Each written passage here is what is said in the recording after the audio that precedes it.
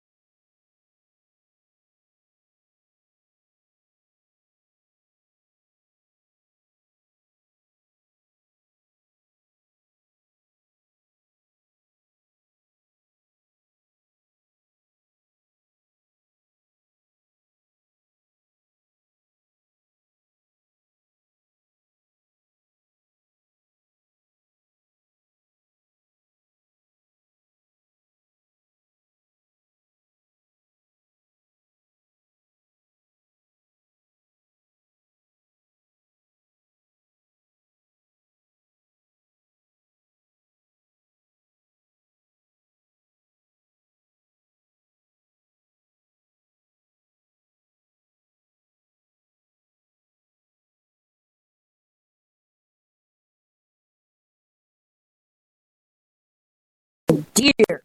And then we have Barbara Romack after playing a round of golf with Jack Nicklaus.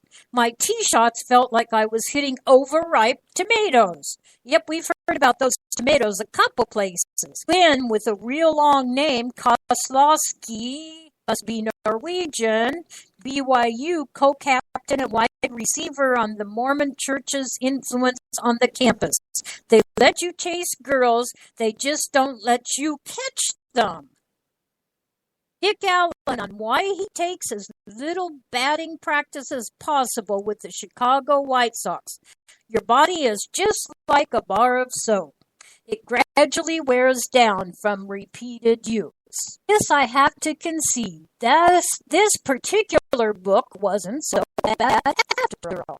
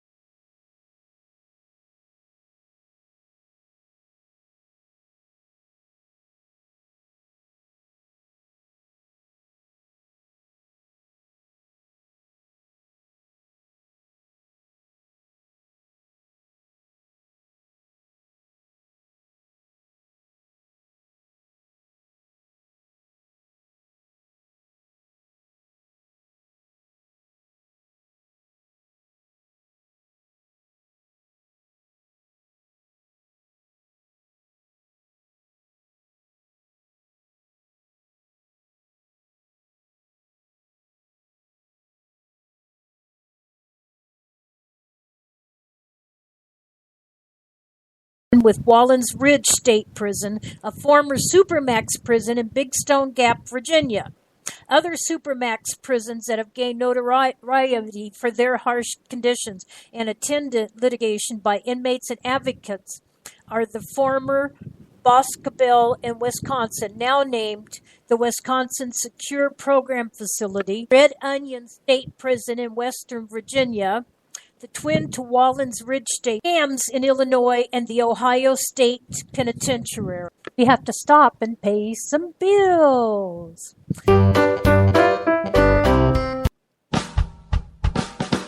You're listening to the Spark Radio Network, internet radio like you've never heard before. Innovation, creativity, and imagination are all said to begin with a spark. So fasten your seatbelt and take the ride of your life and listen for the spark. You are listening to KLRN Radio, where liberty and reason still reign. Hey, this is John Preston, Marine Combat Veteran and Pacific Records recording artist. Just reaching out to have you check out our new album, Battle Cry, Songs of America's Heroes, an album featuring phenomenal other combat veteran artists like Scott Brown of the Scooter Brown Band, Ryan Weaver, Rowdy Johnson, just an incredible mix of people. This is all veterans telling our stories and our lives, and we're giving 100% of our proceeds to the Valkyrie Initiative to help veterans and first responders integrate back.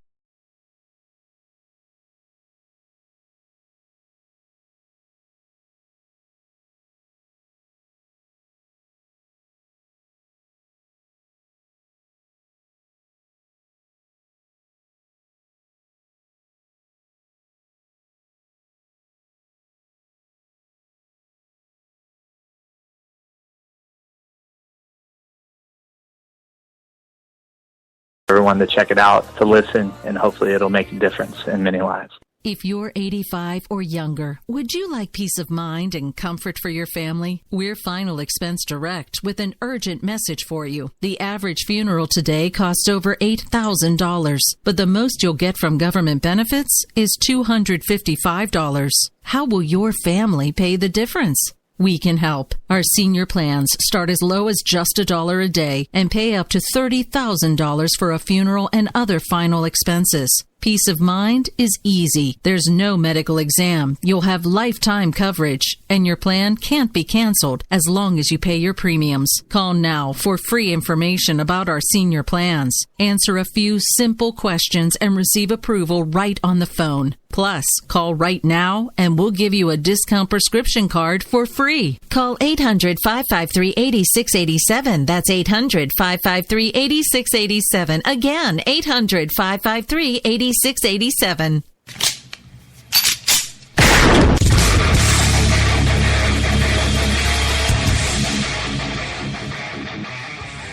This is Slickery Trigger for Rebel Road Tactical.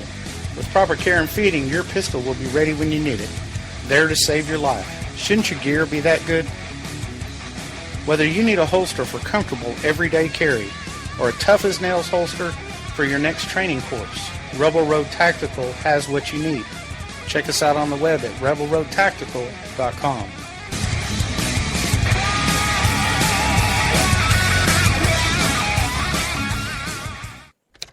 Sometimes riders feel lost, unsure why a passage may not be working. It takes another set of eyes to help us nurture our writing into full maturity. At Black Wolf Editorial Services, we strive to enable writers to develop and grow, offering manuscript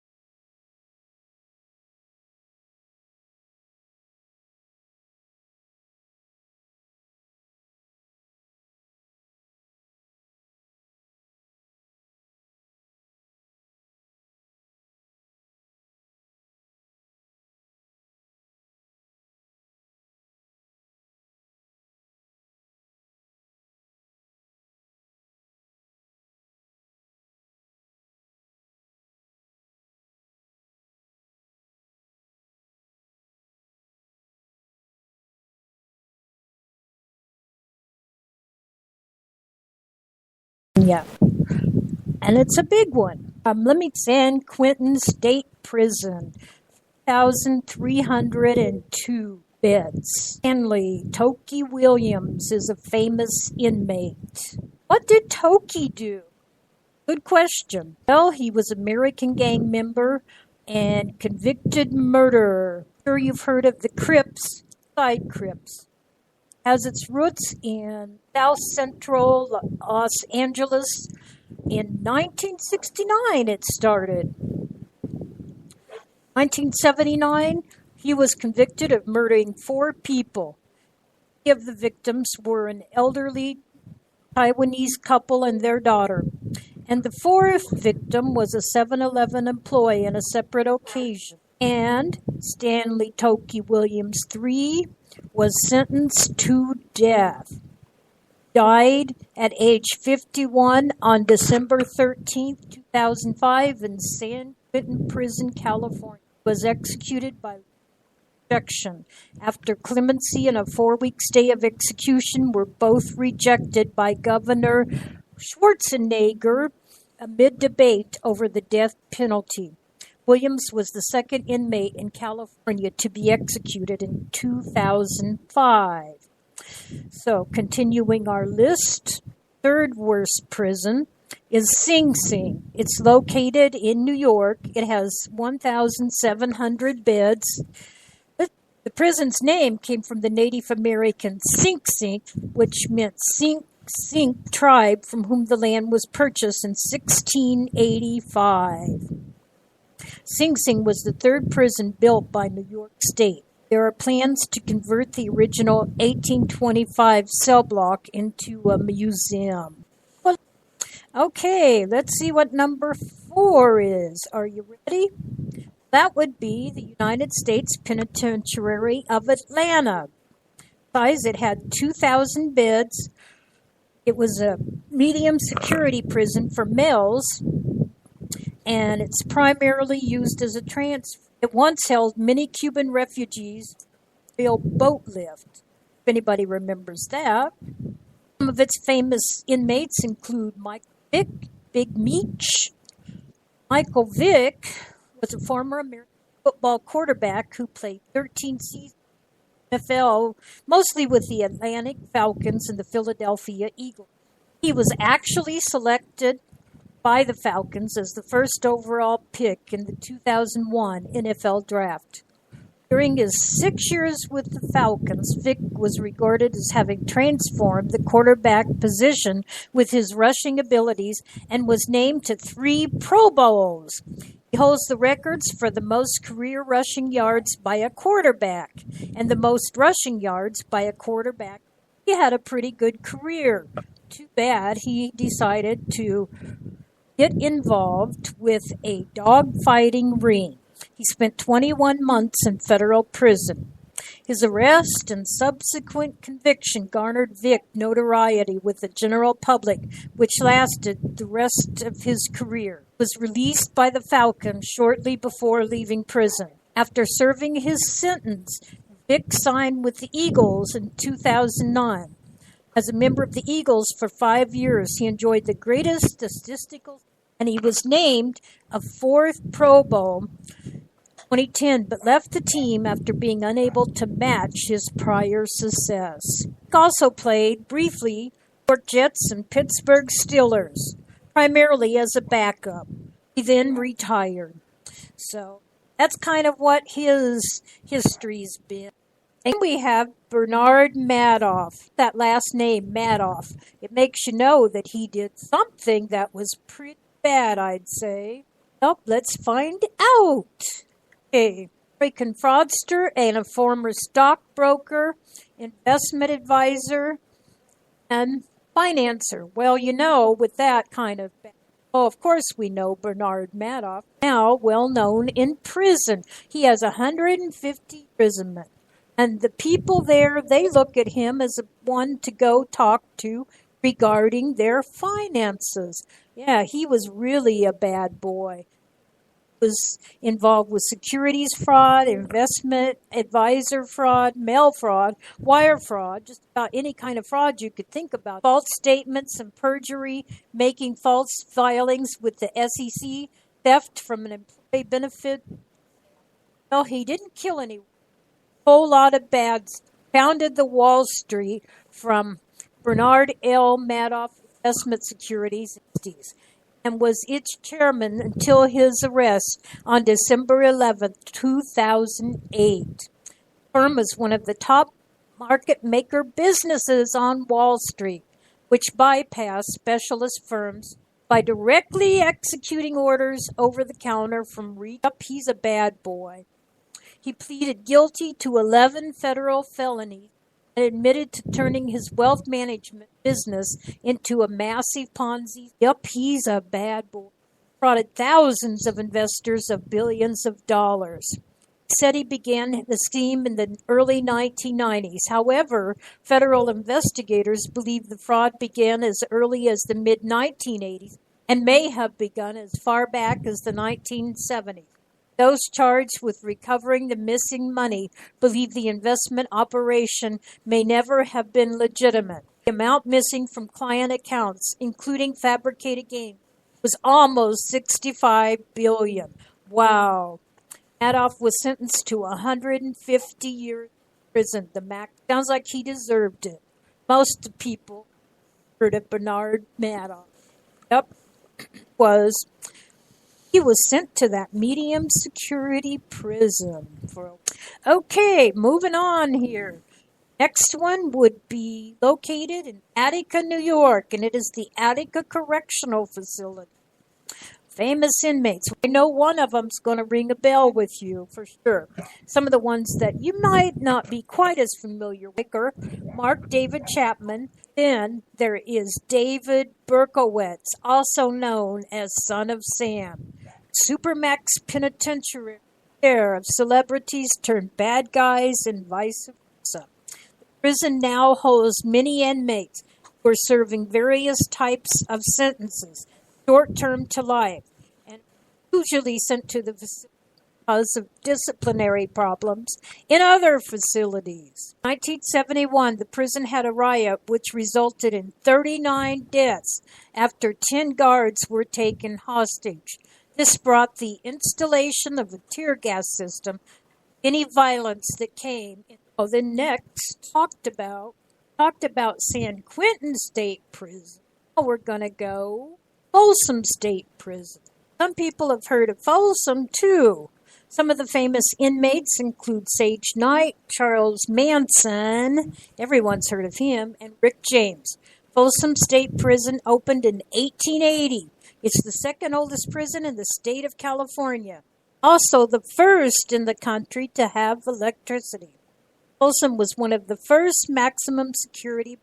It's most known for having 2 concerts at its facility by musician Johnny Cash in the late 1960s. And where did Johnny Cash come from? If you were listening last time, you know he came from Arkansas.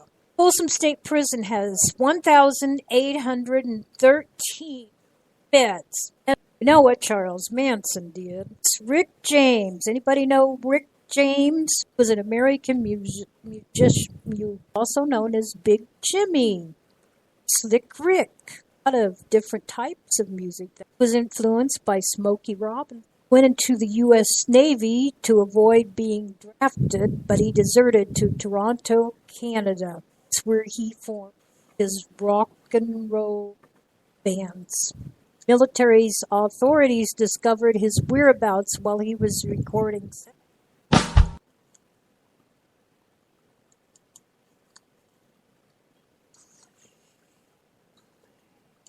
In 1966, he served a 1-year prison term related to the draft charges. Moved to California to resume his career. Drug addiction hampered his 1980s. In the 1990s, his legal troubles, including kidnapping and torturing 2 women while he was under the influence of crack, resulting in his serving a 3-year sentence at California's Folsom State Prison. He was released on parole in 1996 and resumed his musical career. Mild stroke suffered during a concert in 1998 interrupted his career for a brief time. In 2004, he came back, appearing in some shows. He appeared in Chappelle's Show and in a Charlie Murphy True Hollywood Stories segment that satirized his wild lifestyle. He died later that year from heart failure at 56 years of prison, folks. Next one is Leavenworth Federal Penitentiary.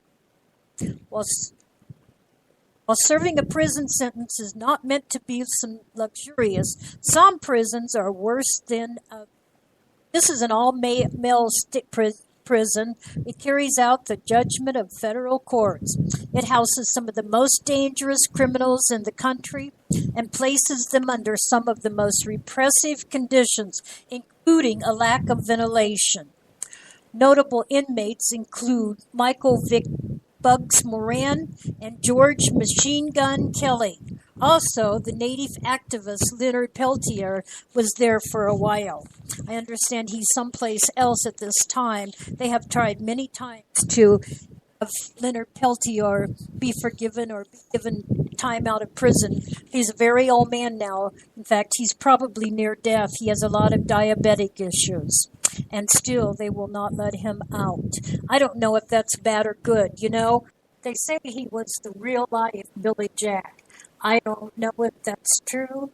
I do know that according to the FBI, they say he was the real life Billy Jack. I don't know if that's true. I do know that according to the FBI, he shot some FBI agents.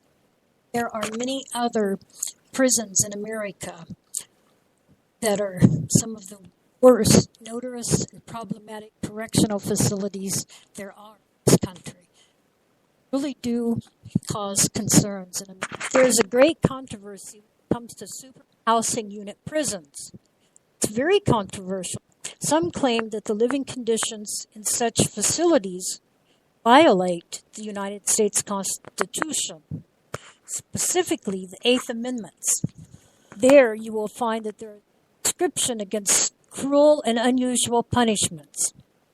In 1996, a United Nations team assigned to investigate torture described SHU conditions as inhuman and degrading. In 2012, a federal class action suit against the Federal Bureau of Prisons and officials who ran ADX Florence SHU alleged chronic abuse, failure to properly diagnose prisoners, and neglect of prisoners who were seriously mentally ill. The suit was dismissed. Well, it kind of makes me wonder, where does the victim come in? People such as Charles Manson, I have very little sympathy or even empathy. Listen to him talk. I think the man is still crazy. So I highly suggest that we take into consideration some of the awful torture that their victims went through. Then maybe we will feel different about some of the worst prisoners being in some of these particular types of prisons. There is issues with the privatization of prisons, and it can be traced back in history and in fact all the way to the American Revolution. Where were you supposed to put criminals? How could you ship them? The undesirables, you were deprived of the ability, if you were England, to ship criminals and undesirables to the colonies. So Great Britain began placing them on prison ships, and they moored them in English ports. So there you have it, 1852, the Northwest San Francisco Bay in California. Inmates of the prison ship Waban began building a to house themselves at Point Quentin. The prison became known as San Quentin, which is still in operation today. Its partial transfer of prison administration from private to public did not mark the end of privatization. So then after the revolution, the next phase began with Reconstruction period, which is roughly from the 1860s to mid-1870s in the South, after the end of the Civil War. So plantations and businessmen needed to find replacements for the labor force once their slaves had been freed. Beginning in 1868, convict leases were issued to private parties to supplement their workforce. This system remained in place until the early 20th century. Federal and state governments have a long history of contracting out specific services to private firms, including medical services, food preparation, vocational training, and inmate transportation. The 1980s ushered in a new era of prison privatization. With prison population bulging, resulting from the war on drugs and increased use of incarceration, prison overcrowding and rising costs became very problematic for local, state, and federal governments. In response to this expanding criminal justice system, private business interests saw an opportunity for expansion. Private sector involvement in prisons moved from the simple contracting of services, contracting for the complete management and operation of prisons. So there we have the privatization of the prison. The first private, or the modern private prison business, well, it first emerged and established itself publicly in 1980. Corrections CCA, now known as CoreCivic, was awarded a contract to take over a facility in Hamilton, Tennessee. So this was the first time that any government in the county had contracted out the complete operation of a jail to a private operator. And this became common. Statistics from the U.S. Department of Justice show that back in 2013, there were 133 state and federal prisoners housed in privately owned prisons in the U.S., constituting 8.4% of the overall U.S. prison population. So let's break it down, and you have 19.1 of the federal populated population in the United States housed in private prisons, and 6.8 of the U.S. state prison population in private prisons. The industry as a whole took in over $5 billion in revenue in 2011. So in a way, prison business. Matt Taibbi, I'm not sure if I pronounced his name correctly, Taibbi, said Wall Street banks took note of this influx of cash and are now some of the biggest investors. Wells Fargo has around $100 million invested in GEO Group and $6 million in CCA. Other major investors include some of the places you wouldn't expect, like Bank of America, Fidelity Investments, General Electric, and the Vanguard Group. Sociologist John L. Campbell and activist and journalist Chris Hedges respectively assert that prisons in the U.S. have become a lucrative and highly profitable business. So is that where we're at in America? Prisons are becoming a business? Really, America. Wow. Corrections Corporation of America, CCA, has a capacity of more than 80,000 beds in 5 correction facilities.